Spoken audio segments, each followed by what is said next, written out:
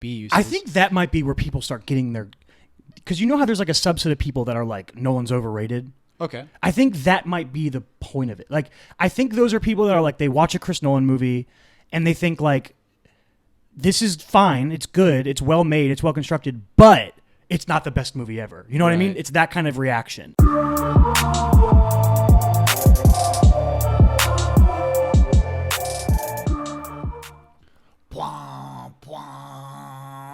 We in. We in. We in. We in. We in. Hey everybody, welcome to the Chris and Kyle show. Spoilers. Oh, did you hear that, dude? I think Hans Zimmer just kind of drove past the apartment or something. Oh yeah? Yeah. That wasn't me. That wasn't me with my voice. Oh, okay. Yeah, we're talking about Inception, guys. What if he really did just drive around? As chosen around? by you, the listeners. What if Hans Zimmer really just like drove around in some like Dr. Seuss-esque like vehicle, with like speakers? just like making like little horns? He was like a one-man show, just driving through fucking Hollywood. The voice giving you hot Hans Zimmer takes is Chris, and I'm Kyle. Hey everyone. And we are talking about Inception, which is a hella dope movie and super popular. And I would maybe make the argument that outside of the Dark Knight trilogy is what really cemented Christopher Nolan's sort of like celebrity director stake in the world. Because there's not a lot of celebrity directors where like the common person gets excited for this filmmaker's next movie. Right. And he's definitely one of them, especially of the newer. Like, I think you could say that there's like the Spielbergs and the Scorseses and maybe even like, I wouldn't put Woody Allen on that level because Woody Allen like puts out a movie every fucking year, but people know who Woody Allen is. But it's also kind of because he's like kind of a creep. So you have to balance the reasons a little bit. You know what I mean? Right. So like, And he's like a cultural touchdown. yeah. But I think it's more like Steven Spielberg, even if you didn't know who Steven Spielberg was, right? Which probably a lot of people know who Spielberg, obviously. But even if you didn't know who he was, you would know his movies. And he's been like Christopher Nolan's very much like that. Exactly. Whereas like Woody Allen, if like I just gave you like oh, do you know Annie Hall? Yeah. Like, Have you seen Midnight in Paris? Yeah.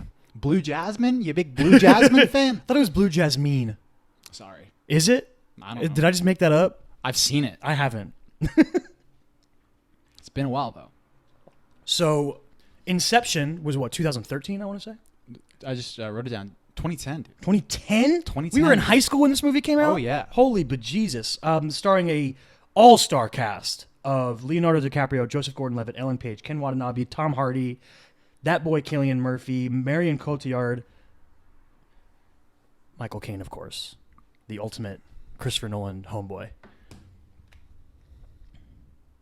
What do you? I mean, just general thoughts on Inception. Okay, so I remember when this came out, like I was very much blown away. Still am. I love Inception. It's so high concept. Yeah, it's so like the concept is so cool. See, we've talked about this before though, like, but it's not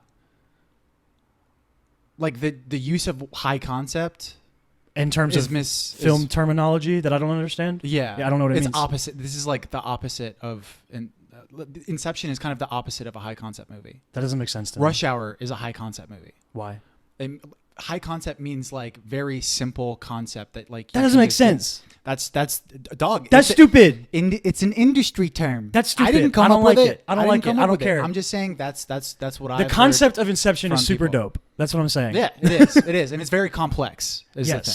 It's like somebody was like, hey, Chris, you should make a heist movie, and he was like, that's too easy. Hold on, let me come up with some weird shit. Right. He's like, I did my heist movie, all right? Have you seen the cold open of The Dark Knight? That was my heist movie, okay? For those that haven't seen Inception, fucking... How do you explain it? The film is about a group of thieves, essentially, whose job, led by Leonardo DiCaprio, whose job is to extract information from people's minds by going into their dreams. Right. And then the sort of twist on the idea is... Ken Watanabe's character asks them to, instead of steal something from someone, plant an idea inside of their mind. So instead of extraction, it's inception. It's Inception, exactly. Where the movie now, like, I know that there are a lot of people that I've talked to that, like, have gripes with this movie for a few things. South Park has a gripe with this movie because they believe that that they did an entire episode on it. Basically explain their whole thing was just because it's complicated doesn't make it cool. Yeah, but it is cool. Yeah, it's just cool because it's cool. Yeah. I think, yeah.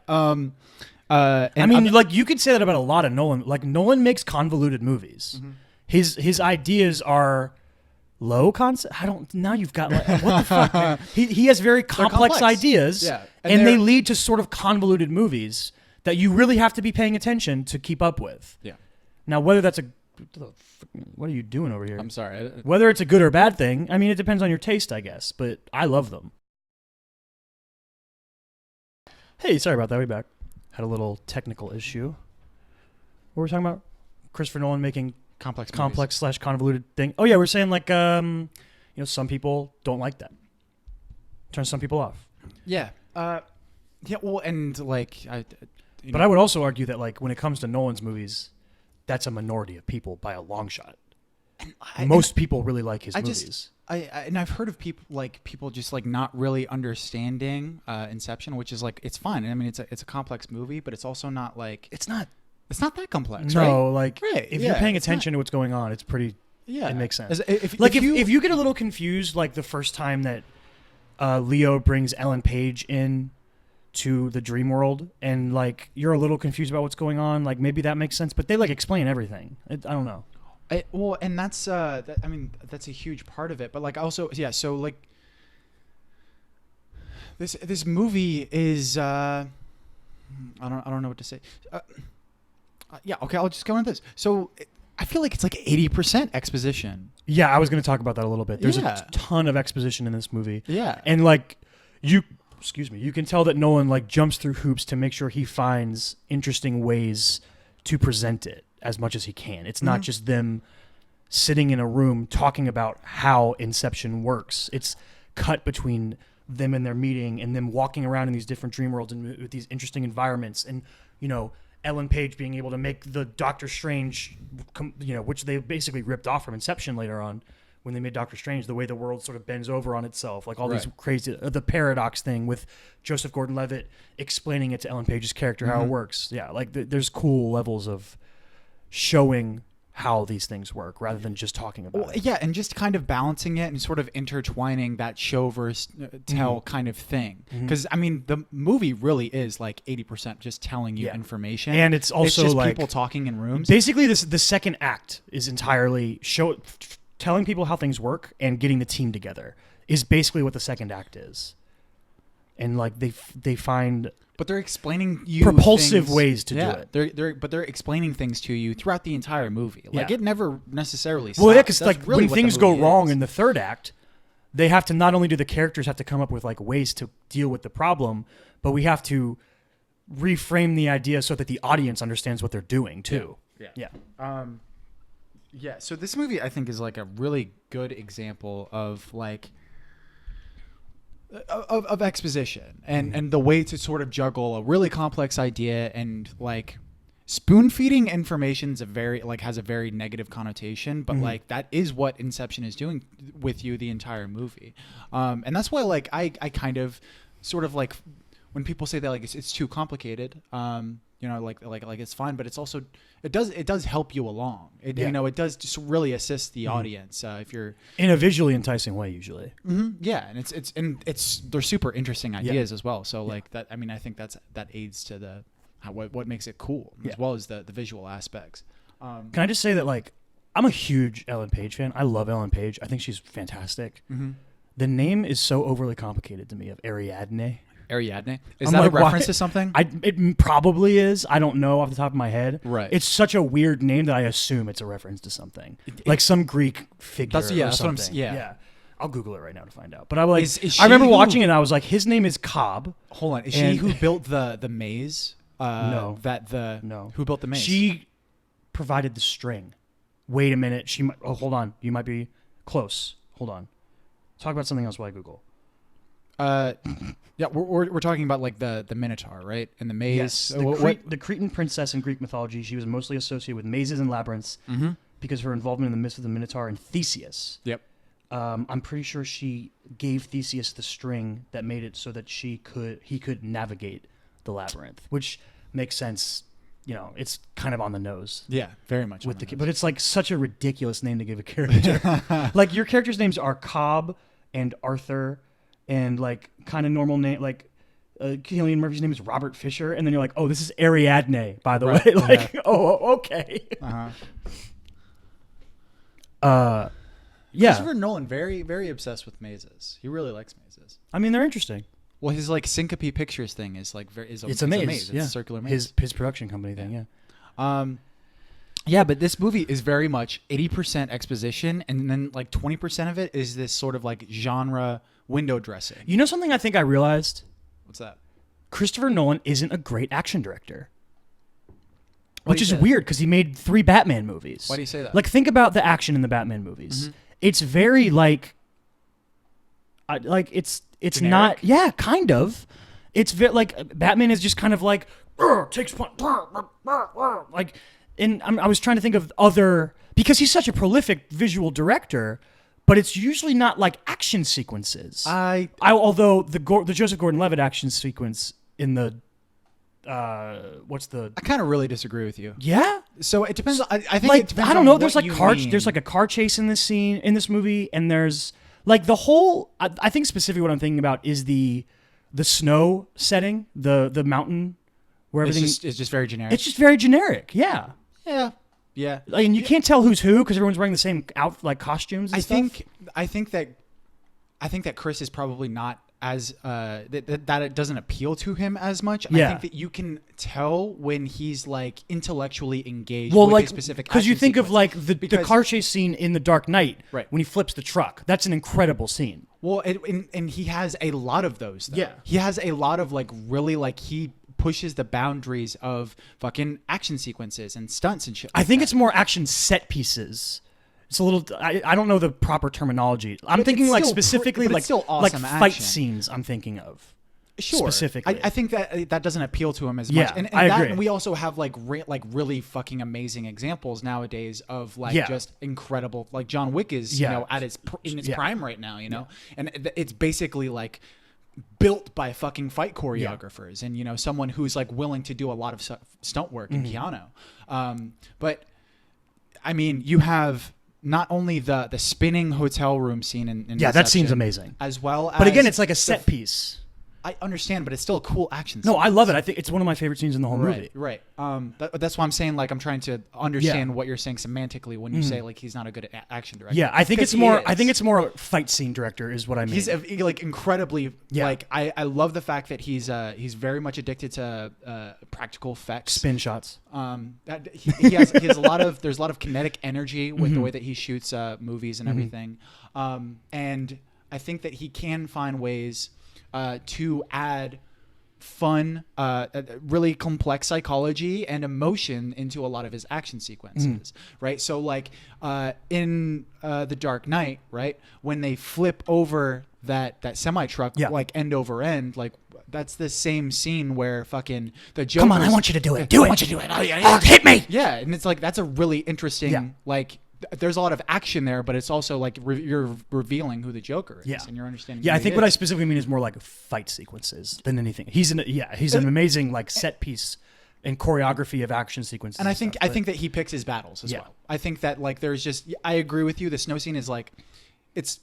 I found myself like being kind of underwhelmed when watching that this time, and I was like, this is like. It's happening simultaneously to so many things because of the way that Inception works, and they're 3 and 4 levels deep in dreams. So all these things are happening at once for the audience, right?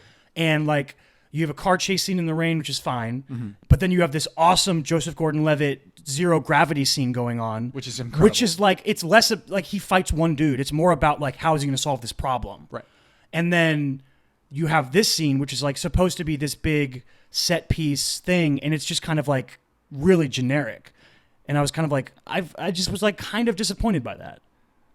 Yeah, I just don't think that he cares about it. As much. You're probably right. Yeah, and you also have the sequence at the beginning of Dark Knight Rises, which I actually love. That plane sequence. Yeah. Do you remember that? Yeah. You have that, and obviously fucking Interstellar. I'm gonna dock it. Yeah. I'm gonna dock it. Yeah, some like pretty incredible action sequences. Yeah, action sequences was the wrong term to use. I Right. think I specifically mean like fight choreography Yeah. kind of stuff. I remember like the first or second time that I watched this, I remember like thinking, what are the stakes here?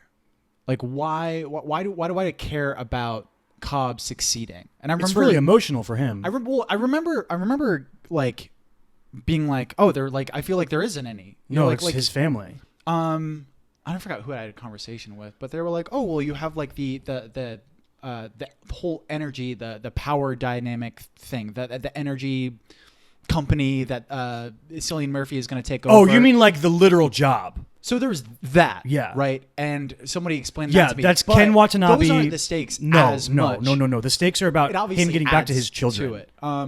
But like, but the fact that if he fails, he doesn't get back to his kids. It's, Those are and the stakes. that's like that's the surf. That's so there's the surface level job stakes, which are just like I'm being hired to do this job, and if I succeed at this job, you get to the next level, which is the more important stakes of I will be able to be reunited with my children. Right. And then you have like the deep subtextual stakes almost of being like I need to overcome my own emotional trauma with the loss of my wife and my ability to basically entrap a not fully realized version of herself in my own subconscious that gets like really intense, and she's always ruining everything in the dreams, which I think is super interesting. I think that she and Leo are incredible in this movie. Marion Cotillard, is that how you say it? I think that's how you say it. Cotillard? Yeah, Probably. I think it's that. But yeah, like I think they're super good together in it. Yeah, and it's almost like, there's a story within the story there. Like his entire past could really be a movie. Like if they just, if they wanted to. if they just had a romance like of them like existing in the limbo, that would be interesting. Yeah. I'd watch that. Them growing But old I'm not together. sure how much I would enjoy it if Chris Nolan directed it. Has Chris Nolan ever done anything remotely close to like? I don't He's know if had rom-com is the changes. right word, but it Well, wouldn't just be a rom. romance. Yeah, Like- just like a romance story. like a romance drama. Yeah. Like I don't think.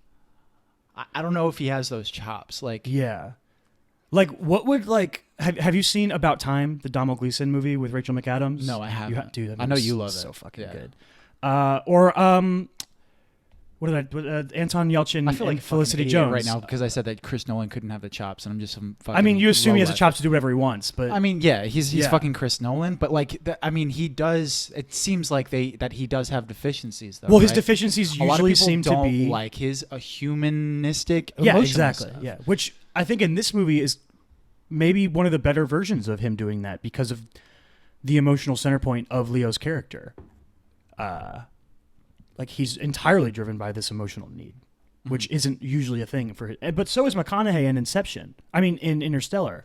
Yeah, but a lot of people didn't like a lot of the human parts of, like, a lot of people just trashed the Anne Hathaway monologue scene. I'd have to watch it again. I remember really connecting with Matthew McConaughey's character. Yeah, a lot of people And I also trashed remember that scene. like completely shitting my pants when you get "those aren't mountains" line. Right. And they're like they're waves. And I was like, fuck that. Get me out of here. Yeah. Yeah. So Inception. I like that there's literally like the most in your face midpoint of this movie. Do you remember when it is? Like when they go down into the first level, right? And like all of these different things happen to raise the stakes. Where Saito gets shot. Saito gets shot, right? We see the train come Yeah. through like the middle of the Yeah. fucking intersection. It's in the like middle of the city. literally the middle. Yeah. Yeah. And Ellen Page is like, I didn't put that there. Right. So you realize that Cobb's subconscious is becoming really unstable, Yep. right? You find out that because they're sedated, right? If they die, they'll go go into limbo. They Right. like you were talking about exposition earlier. They have to explain what limbo means in that moment. Yeah. They're like, yeah, we've started like the final, rising action of this movie, and we're Right. going to give you even more stuff to worry about. Right. But and the fourth thing that happens, fucking, they realize, obviously because Sato gets shot, right? That Cillian Murphy's subconscious is armed and like and prepared and trained. He's been trained and shit, right? to prevent So you have all of these extraction. Stakes. So and fucking literally, I love the Mr. Charles idea. I think it's super interesting. And well, so this happens a little bit before Yeah. that when they're in like the warehouse. It's or in whatever, response and to they- the defense mechanism. Right. Yeah. So fucking And Tom Hardy literally brings up, he's like, no, I'm out of here. Yeah. Like, he was like, if we go any further, the stakes are just going to get higher. He literally says that. He says that. And fucking, and Leo DiCaprio literally says, he explains away that, like, he can't leave. He was like, look, you hear those fucking cars or whatever? They're coming for us. The only way. To get more time. No, he says the only way forward is downward. Is downward, yeah. And I was like, I checked the time. So the movie is like 2 hours, 28 minutes, right?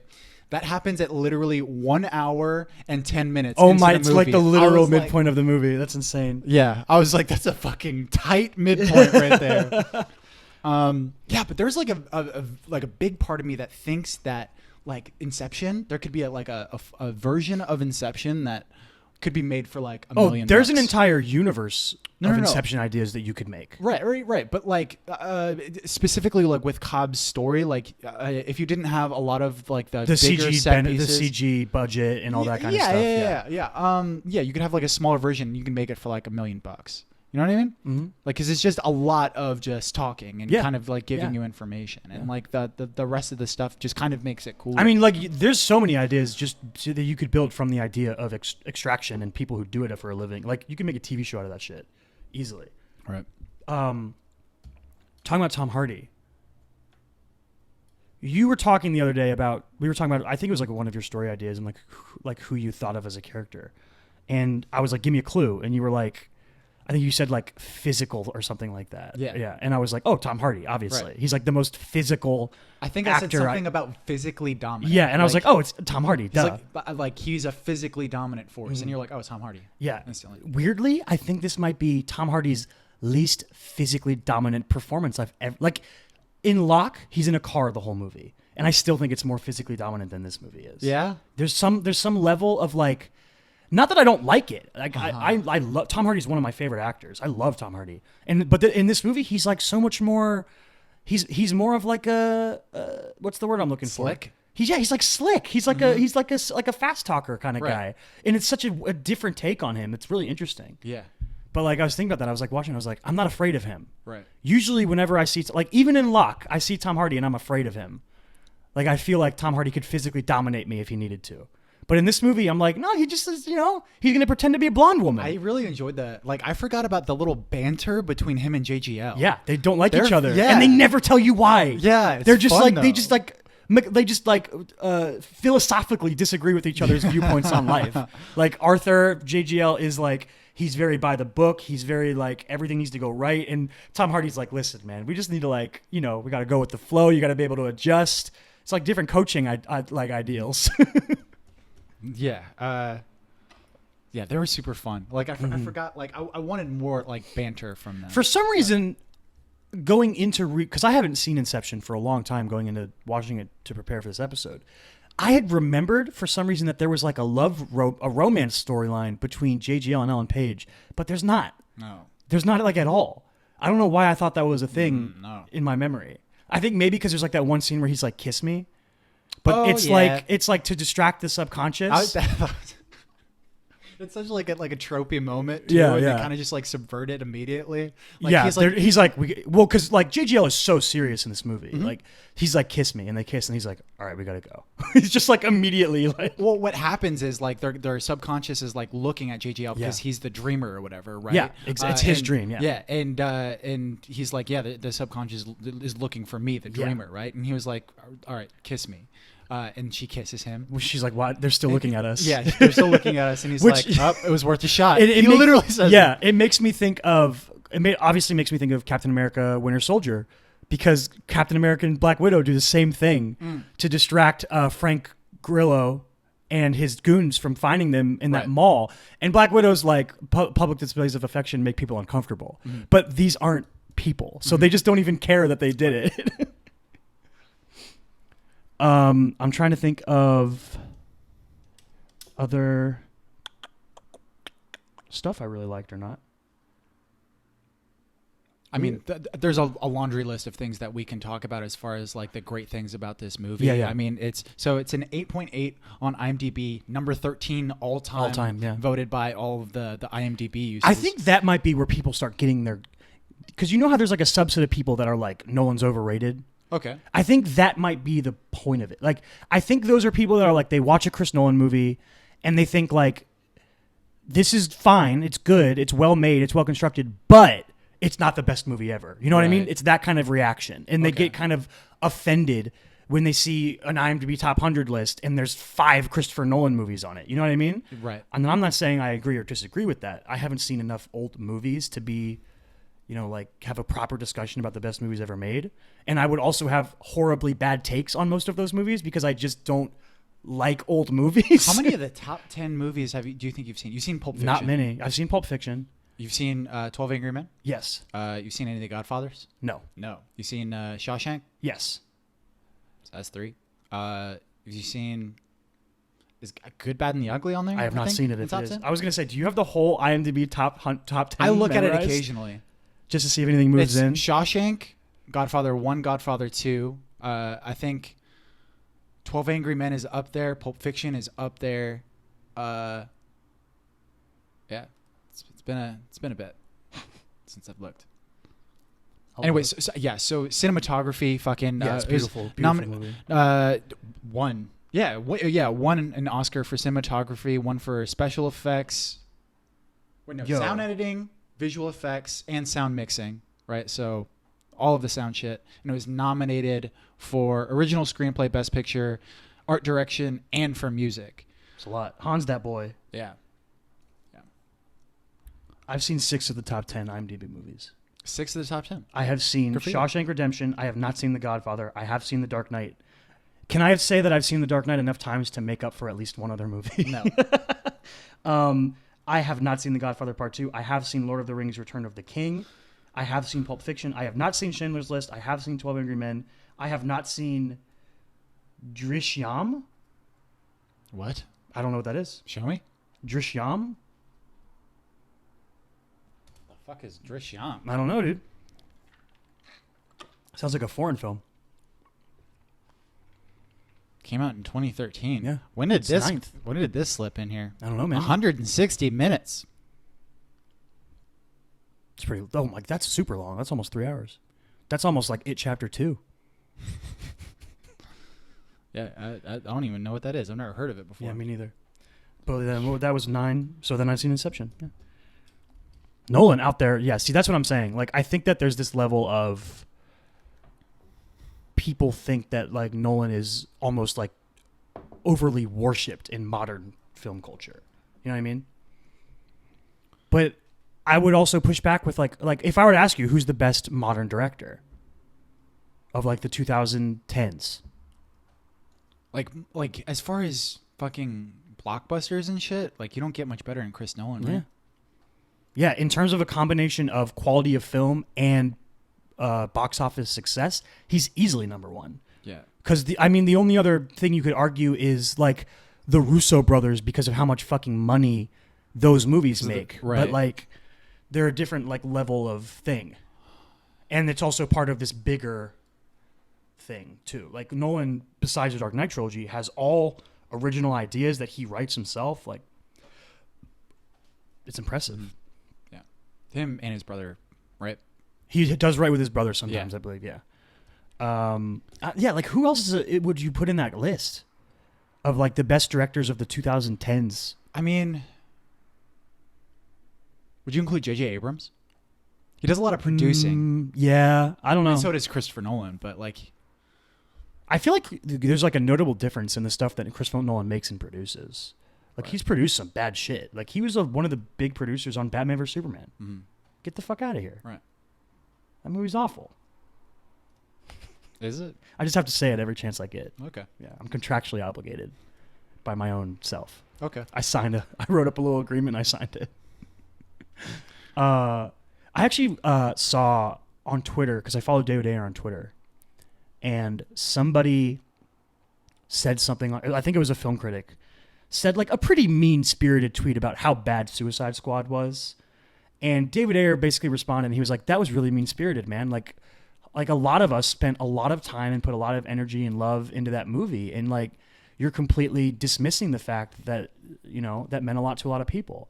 And then I just saw all these responses to like what David Ayer was saying. I was like, it's kind of an interesting idea of like film criticism, and because I'm so mean about Batman vs Superman, Yeah, for sure. and it kind of made me feel kind of bad about it. But then I was like, I really hate that movie. So it's like weird. It's this weird feeling of being like, where's the line of like saying something's bad and being mean to somebody? You know what I mean? Yeah, for sure. Yeah. And what is the degree of separation Mhm. as far as like being able to critique a movie? Because you got to have that, right? Yeah, it's a super important part of film is sincere. I think one of David Ayer's responses was he literally wrote like sincere criticism is like an integral part of film. Mm-hmm. And then he said _sincere. Mm-hmm. I'll say like That's I love Fury. That's a subtle art. As I fucking love Tom- Fury, dude. Fury's fucking awesome. I love that movie. Never seen it. You haven't seen it? Nope. Logan Lerman doesn't work enough. Is that Perks of Being a Wallflower, dude? Yeah. Okay. Yeah, he's like the main character in Fury. Hangs out with Brad Pitt and Michael Pena and Shia LaBeouf's really good in that movie. John Bernthal, fucking great cast. Mm-hmm. Yeah. So Inception. Let's talk about the end. The limbo. Well, Oh, you mean the literal end? The last controversial shot. the last shot. So I'm not gonna lie, it seems kind of obvious to me. Because it's like a huge thing, right? What do you think the end of Inception meant? What do you think it means? well, there's only two options, right? Yeah, is he It's- dreaming or is he not dreaming? It's not. Yeah, it's not really like It as seems ambiguous really as, obvious like, to me. Like It's not the end of Taxi Driver. You know what I to mean? me, Like it's not to like, me, like, whoa, to like, me, it's- if that top keeps spinning, it like undermines the point of the movie, almost. Like it undermines his whole ability to overcome his own internal struggle if that top keeps spinning, and it kind of is just like, what was the point? You think so? Yeah. Why do you believe that? Why, like, he struggles throughout the entire film to overcome his, his sadness at the loss of his wife, which he feels like is his fault because of the idea he put in her mind, and then spiraled out of control in a way he couldn't have expected. And the downfall of that idea is the loss of his life as he knows it. He loses his wife literally in life. And then he loses his children because they always say they. I think the government, I assume, is who they're talking about, or cops or something. They think that he is responsible for his wife's death, so they will not let him be with his children. Mm-hmm. To me, like the end of that movie, when he gets everything he's been fighting for, and he overcomes that emotional tether of his guilt with the help of Ellen Page. Like, if that was just undermined by none of it being real, and he was just still stuck, what's the point? But what's that fucking Dumbledore quote? Just because it happens in your mind doesn't mean it's not real, Harry. Yeah. I'll just. I mean, feed you that can't back just to you. throw one of my favorite quotes of all time at me, and then okay, so- expect me to fucking be cool with it. Okay. You jerk. Right. So, like, I mean, what if I'll say up front, I think that it toppled. I think it's real. Yeah, I think it's real too. I think it's real. I might just be like choosing to be optimistic here, but like I also my don't job. think. Yeah, I'm supposed to be the pessimist. Sorry, but I also think that it doesn't like if it just keeps spinning, right? I don't think that it undermines his journey, right? I think that was also like a pivotal moment for him, like when he was in that fourth level of the dream space, right? In limbo. And yeah, so there's like two levels of limbo for him, because they went into limbo, right? Well, he has the elevator in limbo. What? The elevator that goes down. Limbo is something specific. Limbo is where he and Marion Cotillard built the city. Yes. Yeah. Right. But that was at like that fourth level. Yeah. Of dream space. Yeah. He went another level deeper than that in order to get Ken Watanabe. To get Ken Watanabe, yes. Yeah. He went to I don't. It's just second limbo. Yeah, I think. Yeah, I don't really remember how. It worked. Yeah. This is where like the complexity of Inception can be very much like if you get bogged down in the like the particulars of like, oh, what level of dream space are they on now? Like, why are they floating and they're not floating? Yeah, I don't know if is it's the music. What like when is the like you can get very bogged down on like sort of the plot points of this movie, but I think that the reason that like Inception can kind of transcend those like these like the convolution and like these genre elements that like, which is one of the reasons why I'm not a huge fan of noir. Like there's just a lot of like complicated plot points and like I tried watching like Maltese Falcon. I wasn't a huge fan because I couldn't keep up with it because like there's just like Inherent Vice is another one. I mean, that's not like a classic noir. Or anything. Yeah, it's a newer movie. Very convoluted, and just very fucking dense. And it's hard to keep up with. And it's just like I think that I might have had a similar experience with Tinker Tailor Soldier Spy. But that was a long time ago. I haven't seen that. I haven't seen that, but yeah.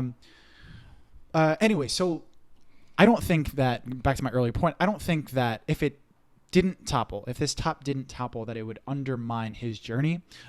Because like he also recognized that like his experience with his wife while they were in limbo was like a valuable one. Yeah. Like, and well, he literally says to her, like, she said we'd grow old together, and he said we did. We had our time. Right.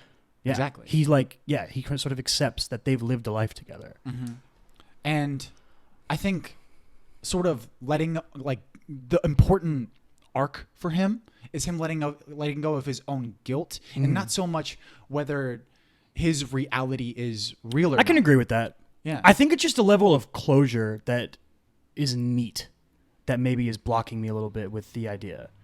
You know what I mean? Like the idea that like if that top is still spinning, that means Ellen Page isn't real. That means Joseph Gordon-Levitt isn't real. That means Tom Hardy isn't real. Like nothing. I disagree with that. Why? Okay, so in that fifth level, right, when he gets picked up on the beach, you see for the first time that someone else has his top, right? You see that in the very beginning. Right, someone grabbed his top, and once you know the weight and everything. I missed that. Who has it?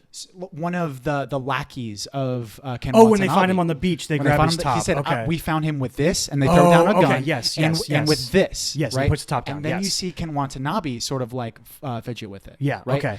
And that's sort of like the main thing, right? With your totem, you're not allowed to. He never lets anybody touch it. Yeah. So that's why, like, I think that you can actually explain a sort of situation where, because you also very much go right from, like, you don't see him grabbing Ken Watanabe and then coming back up the levels. You just see them wake up on the plane. Snap into him in the plane. Yeah. So. And they're all waking up and they're all like, we did it. Yeah. And then he gets through customs. Yeah. I could imagine a scenario where they recognize that he's in limbo or something like that, and they sort of give him that sort of thing that fucking Christopher Nolan loves, which is that justified dishonesty, you know, and they give him this false reality in order to coax him back into being happy again. You're talking about his crew. Yeah. I don't know if I agree with that. I don't think they would do that. I specifically don't. I guarantee you Arthur wouldn't do that. That's JGL's character, right? Yes. There's no way I think if that's going to be a thing, I feel like that you have to show that. Yeah. That has to be a decision that you show the characters make. That's like a weird thing to just assume might have happened. Especially with the variance of ideology from the characters. Like, I don't think Ellen Page would have been okay with it. The whole purpose of Ellen Page's arc is essentially to, like, rip Leo out of his funk, essentially. And to get to the bottom of why he is the way he is. So, like, her just being like, oh, I helped him get over the guilt of his wife, and we had this moment down in limbo, and then I got back, and now I'm just going to let him go back in. But how much of that is because she believes that, like he's a danger? She's doing it, because she's just fucking curious. She's she's a curious person. Yeah. Right. She's, like, constantly trying to find the truth, and she's the only one who ends up, like, getting to the deepest levels of Cobb's own psyche, right? Yeah, because she sneaks in there. Yeah. That is a huge violation of privacy, by the way. I know, right? But how much of her being like, look, like, fucking, you're in dire straits right now, like, your psyche is dangerous. How much of that is because it endangers the mission How much of it is it because she like it endangers herself? And it endangers the But how people much in of the it- crew. But if she recognizes that he has surrendered himself away from his own guilt, right? Would she believe that? I feel like I can explain myself into that. You know, it's like maybe a little bit more convoluted, but I don't think that there is like completely nothing to him cutting that last shot. Oh no, in the way that he cut. it's an obvious purposeful decision to do that. Yes. And I mean, you hear filmmakers talk all the time about like once the art is out in the world, the art belongs to whoever's watching it. And so anyone's interpretation of the top spinning and then the movie ending is valid. However you take it, it's valid. Right. But like, you know, to me, I feel like it's gonna topple. The top's gonna topple. Yeah, That would I could just make accept the either most reality. sense to me. I To think me, I if could it was accept if either. he was dreaming, I'd be kind of disappointed. Well, yeah, I think Yeah. for sure disappointed, Yeah. but I'm okay with disappointment. Well, obviously, it would just really feel like this sense of overcoming an obstacle to only fall into an adjacent obstacle. You create a new false tether for the character. It's like kind of weird. But It's an interesting topic. But though. that's the thing is that like is that his idealized reality? Maybe that's the best thing for him. Maybe. But that That's goes like- into a different philosophical debate of like, when the Matrix exists, is it better to be in or out of it? Yeah, right. Yeah. And also the fucking philosophical question that is fucking in the center of every one of Christopher Nolan's movies, probably besides Interstellar. I don't think Interstellar really has that as much. But yeah, that justified dishonesty. Like, is it okay for him to live in that fake reality, right? In this falsified reality, you know? If he thinks it's real? If, you know, in real life, right, fucking Ken Watanabe died, right, because of him slipping into limbo or whatever. And, you know, he would have come out and had, you know, no chance of getting back to his kids. What are the logistics of that? What do? They land the plane and they sneak him into America and keep him sedated? Does he just get arrested and like? The logistics of that are weird to imagine. Right. I'm not going to subscribe to that theory, but it's interesting to think about. Anyway, Inception's super good. It's a good movie. Good movie. Where would you rank this? In the as far as- Nolanverse? In the Nolanverse. Dark yeah. Knight's number 1. I think this would be top 3 for sure. Mhm. Either 2 or 3, I think. Right. I'd have to rewatch Interstellar. Right. Dunkirk is kind of a weird one. Like, Dunkirk is like masterfully made, Mm-hmm. but I don't know how it would land with me on the emotional scale as much. There's some stuff in Dunkirk that's like incredible. Like, I remember the scene when the thing's being like flooded. They're in that bottom of that boat, it's like being flooded, and then the shots are flying. Like, there's some really great scenes in that movie. You didn't like Dunkirk as much, It's right? just fine. I like Yeah. that. Like I recognize it that it's a good movie, but I wasn't. Really, There's some great stuff I in didn't find Dunkirk, but I don't know if as a whole I like it. Although, like, I really like Barry Kagan being like, I want to be of use. Like, there's some really good shit. And Mark Rylance, I think, is really good in that movie. But yeah, like, Batman Begins would be up high. I think Batman Begins is fantastic. Memento's really good. The Prestige is, like, the sleeper. The top 5 sleeper. I think Prestige would be in my top 5 Nolan movies. You know what my number 1 is? What? The Following. You're lying. It's I'm the just last. kidding. It's I'm dead just kidding. last. I'm and I not know that it. much of a hipster, dude. Dark It's- Knight's probably my favorite. Yeah. It's dead last, and you know it. Dead last. Yeah. Yeah. Probably. Yeah. I mean, I don't know. I don't remember that or Insomnia as much. Oh, I haven't seen Insomnia. You haven't seen Insomnia? No.